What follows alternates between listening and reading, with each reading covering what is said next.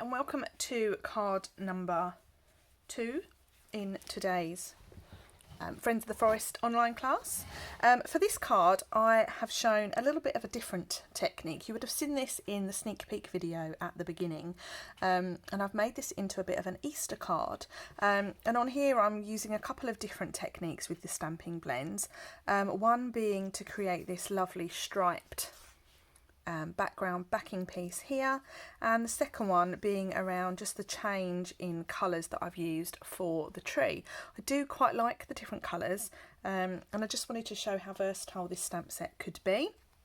We've got the addition of a couple of little dies and then a nice little Easter sentiment there.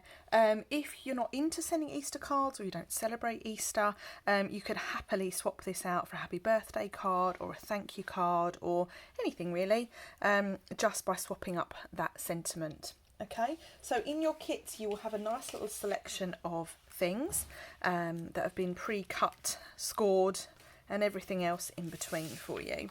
So we're going to start by giving our card base a nice little score, and this is a book fold card base, meaning it opens like a book.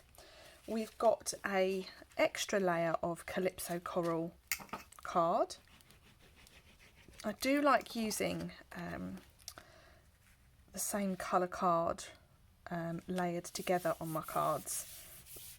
It's a nice little technique and quite a straightforward one as well.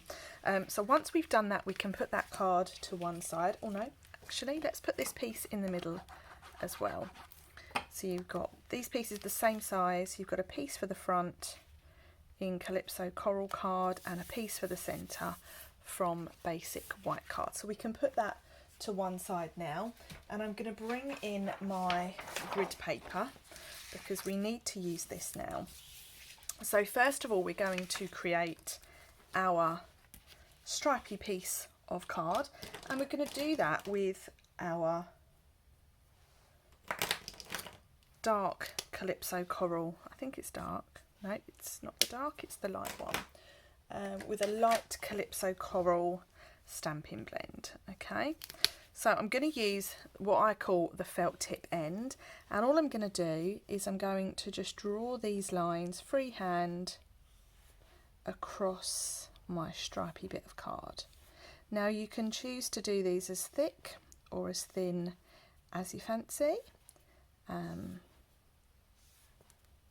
it doesn't matter if they're wonky or they go downhill or uphill or they wibble a bit. I find the easiest thing to do is to use them quite a quick motion, like so. Okay, that gives us just a really nice piece of patterned paper to use as our backing. Okay, so bringing our card base back in, we can now stick that onto the front of our card. Okay. One of the things that I was in a class not so long ago and someone said to me, I didn't realise we could do that. I thought the blends were just for colouring, and it tickled everybody in the class. But she was absolutely right. We forget that actually our colouring pens can be used to doodle, to draw, to create sort of patterns, to use outside of our stamp set. So they really are a very, very handy tool to have in your craft room. So we now have our little stripy piece stuck on, and the next thing we're going to do is we're going to stamp our tree. It also makes really pretty patterns on your grid paper.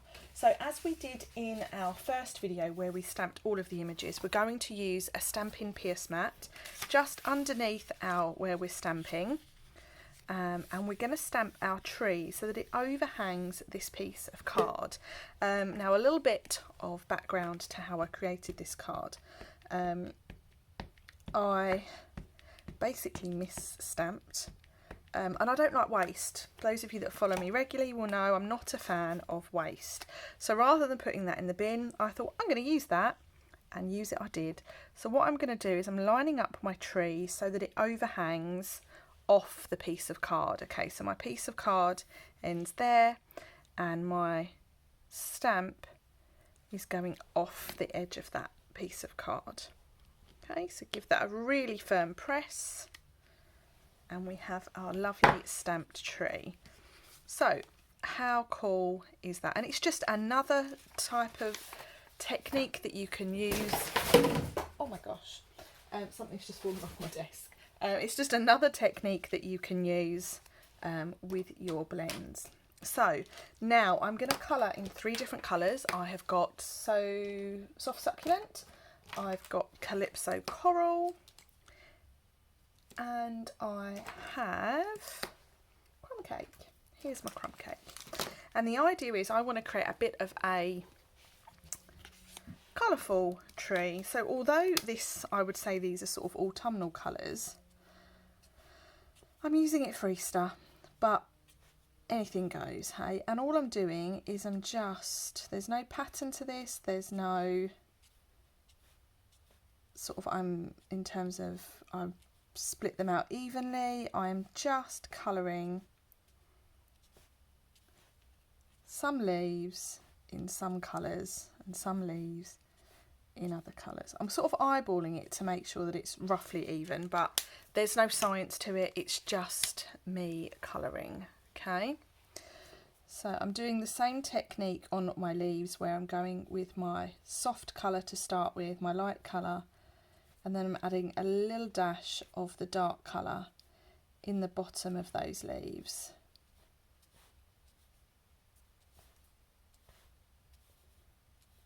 Okay, so you may want to skip through this little section, or you may wish to watch it full. Okay.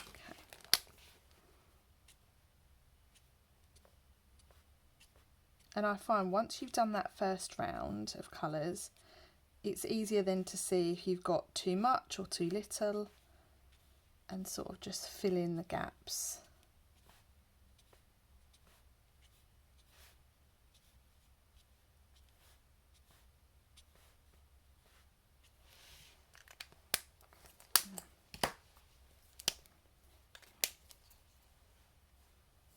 Oh, that's another light one. I don't want a light one, I want a dark one. Here we go.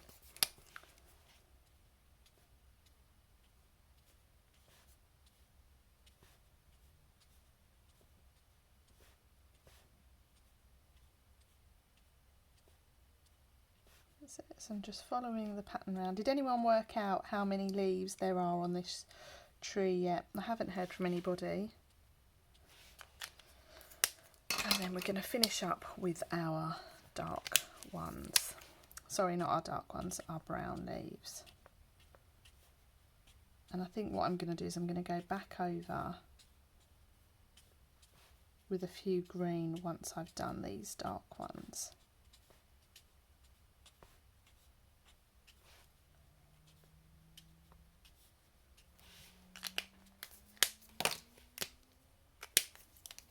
I do like to open these pens the wrong end.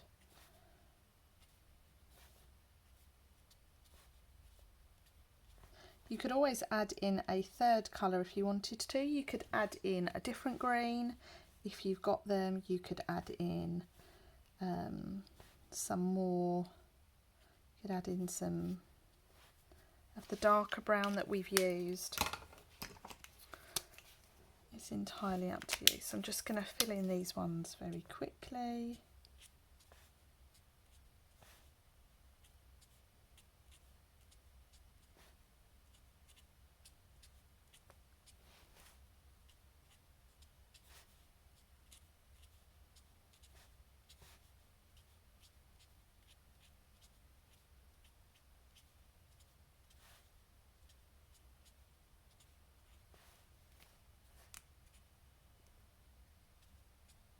Lovely. So I am really happy with how that looks. We now just need to colour our trunk of our tree in and our branches.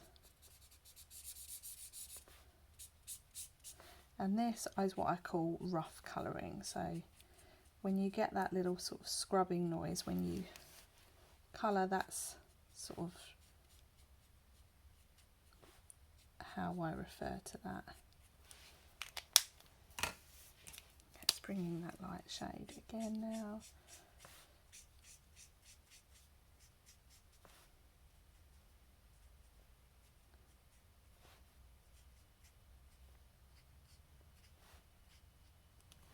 And there we have it. We have our lovely tree. Now I'm going to use a black fine liner. You can use a Stampin' Right pen, or you can just use any black fine liner. Now I have no idea where this pen came from, but I am a huge fan of it. It seems to be lasting forever as well, which is nice. Okay, so we've got our tree like so, which we can now put on. Now, if you look at my stump, my tree trunk is slightly more over to the left. So in order for me to get my banner on, I'm going to move this ever so slightly that way. Okay, and this is going to go on with some dimensionals.